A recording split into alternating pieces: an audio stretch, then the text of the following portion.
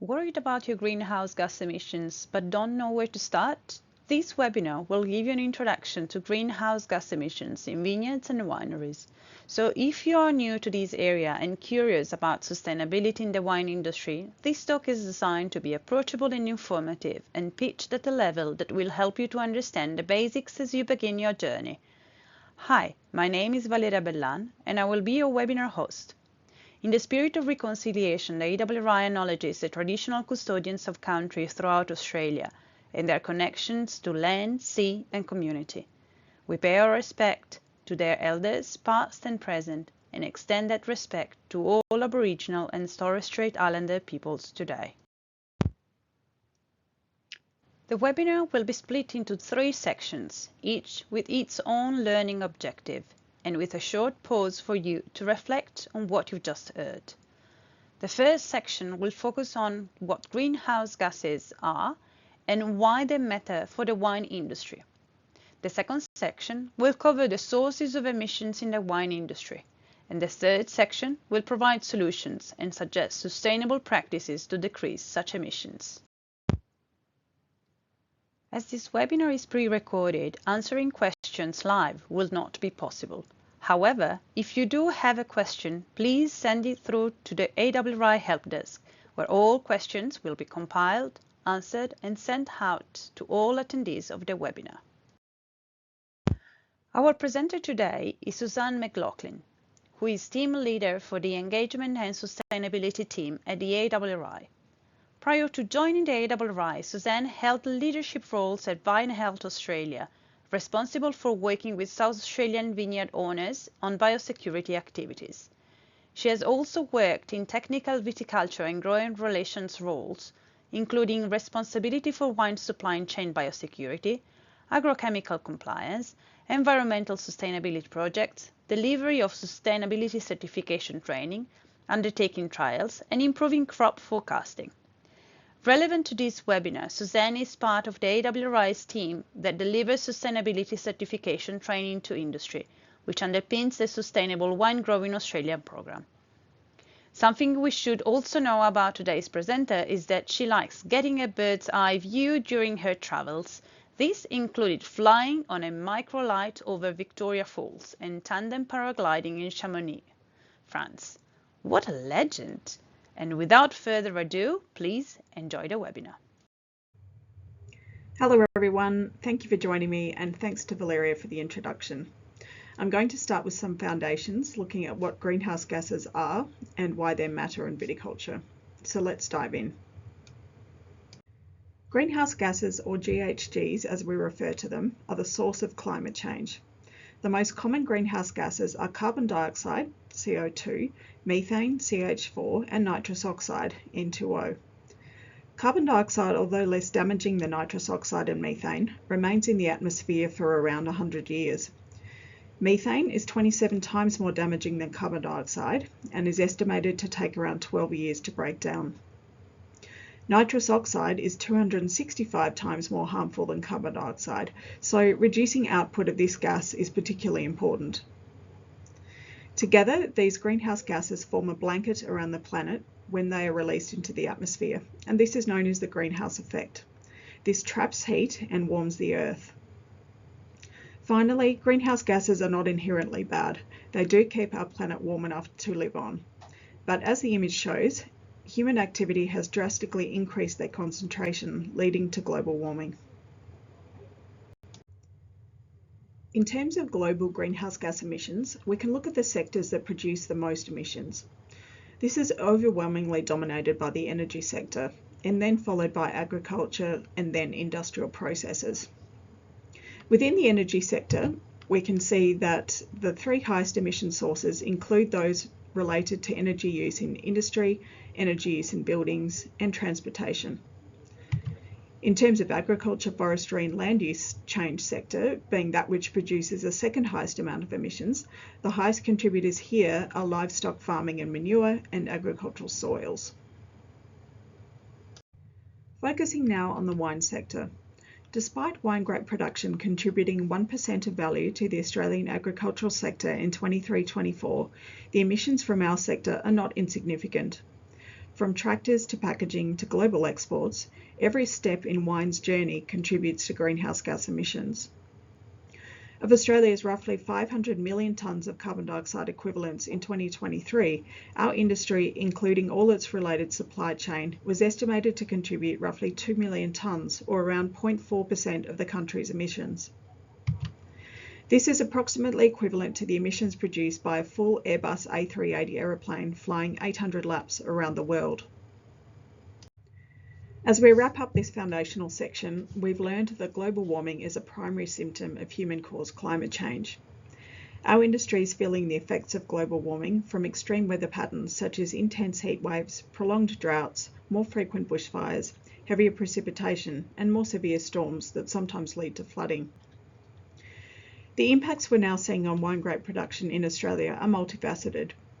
We're seeing compressed vintages and pressure on infrastructure, higher alcohol and low wine acidity, sunburn, shrivelling and altered sugar flavour aroma balance, smoke taint resulting from bushfires, increased disease pressure in some seasons, and changes in pest and disease life cycles and distribution. We're also seeing a change in geographical range of wine production in Australia due to rising temperatures through a rapid rise of plantings in Tasmania. So in summary, climate change is already affecting wine. Understanding emissions is the first step towards protecting the future of wine, and we'll start looking at this in the second section of today's presentation.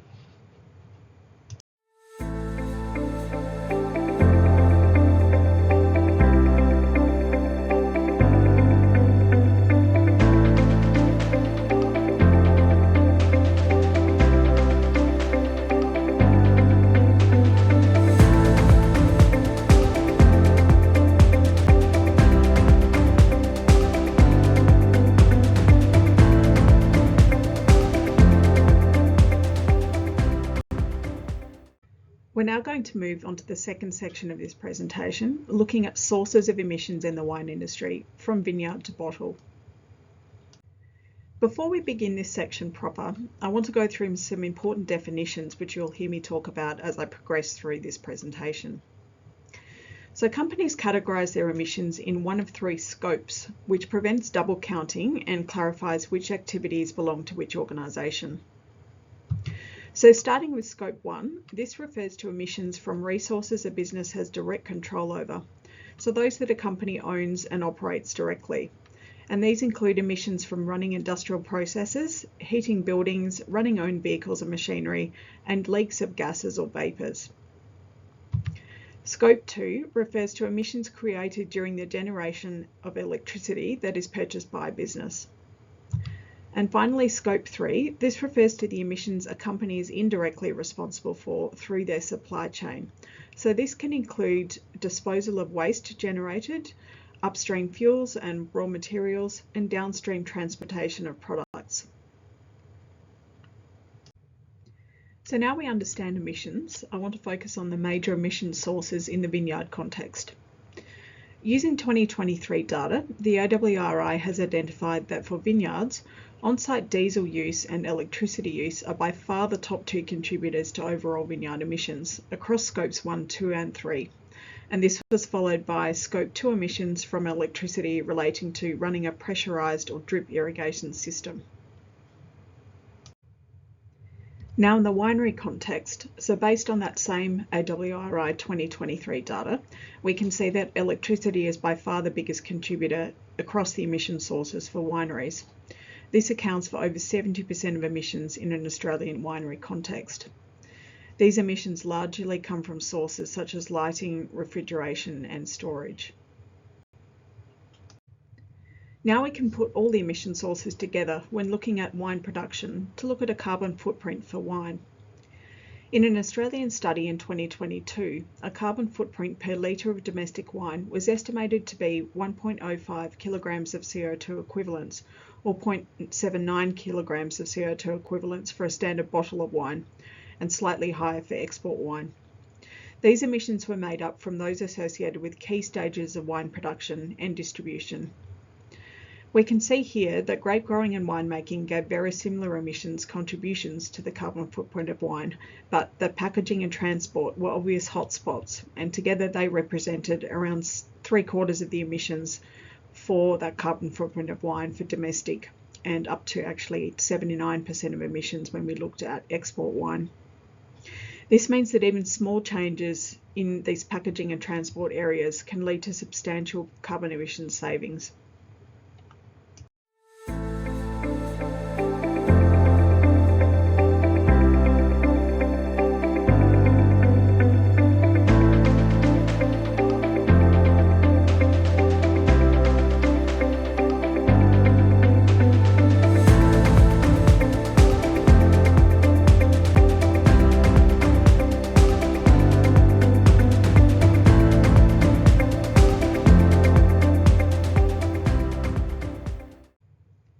We're now going to move on to the third and last section of this presentation, focusing on solutions in terms of reducing emissions in viticulture and winemaking. So with diesel and electricity being the largest sources of emissions in vineyards, these should be the two areas of greatest focus for reduction strategies. So let's start with diesel. Apart from ensuring machinery is run efficiently and considering electric tractors potentially one day in the future, we're looking here at strategies to reduce fuel use. This can come from using multi-row equipment and ensuring where possible our tractors are undertaking multiple operations in a single pass. We can also use sheep during the winter months to reduce slashing passes and reduce the amount of undervine herbicide we're applying. A significant amount of diesel use can also be attributed to irrigation pumping. Reductions here are firstly around ensuring effective application by watering at night where possible to minimise evaporative losses, and using monitoring equipment to assist with timing and volume applied. Secondly, we can focus on improving irrigation efficacy through installation of automated systems that monitor changes in water pressure and provide early indication of system problems, or use timers to turn irrigation on and off, as well as using variable speed drive pumps that adjust a pump's flow or pressure based on demand. Now looking at electricity reduction, the same efficiency and effective application aspects also apply to irrigation pumps that we've discussed for diesel. In addition, reliance on grid electricity can be reduced through installation of solar systems and or accessing renewable energy supplied through the grid. In the winery, by far the greatest emission source was electricity. Therefore, a focus on increasing energy efficient operations is what's required here. Most of a winery's electricity emissions come from those used for refrigeration. Some practice changes that can help here include shifting chilling from daytime to nighttime when ambient temperatures are lower to reduce chilling requirements during the day. Other things such as running VSD brine circulation pumps and ensuring effective insulation on tanks and brine lines can be considered.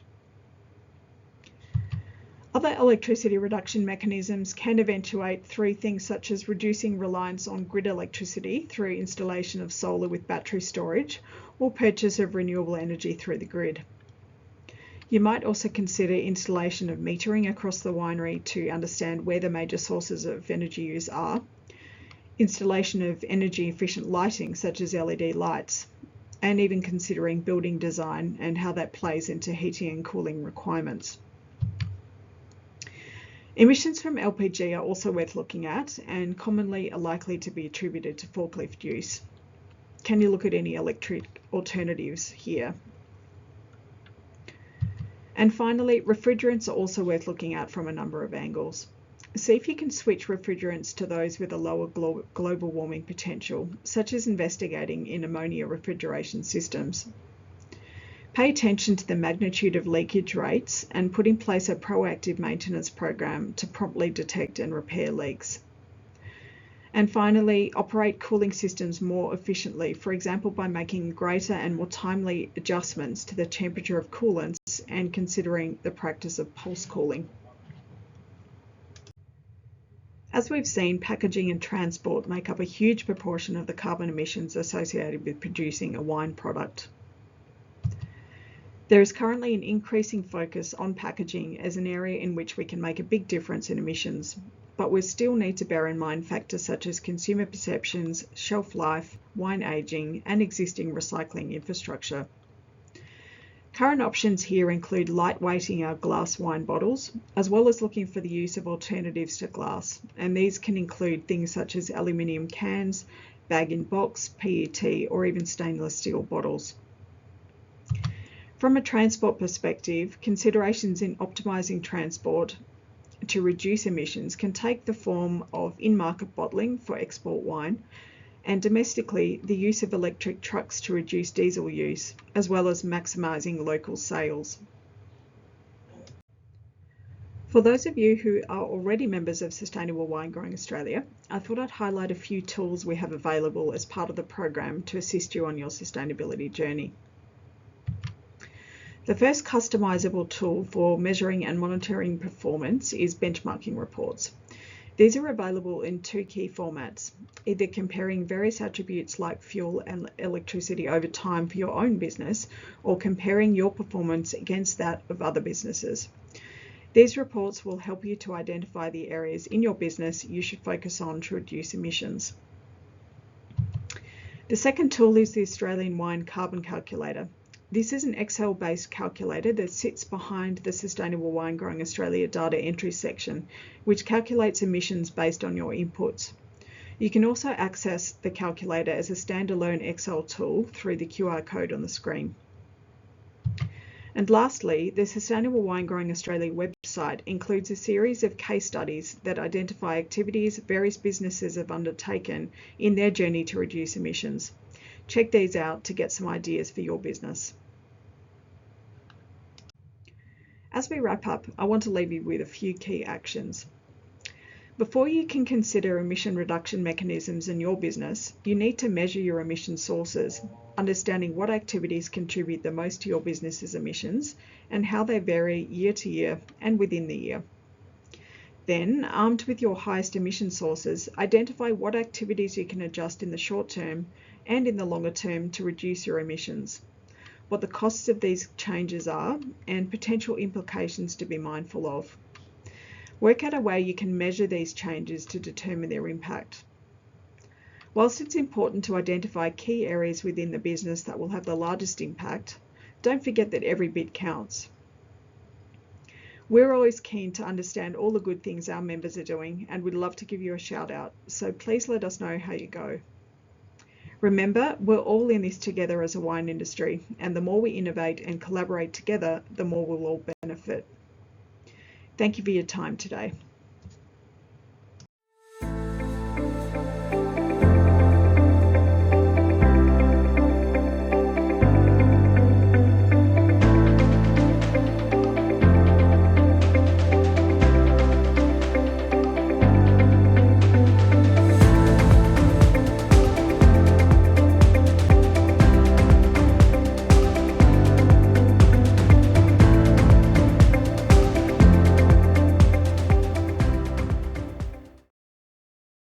Thank you, Suzanne, for your presentation today. I would also like to acknowledge Wine Australia for providing funding and support for webinars via the AWRI's Extension and Communication Project.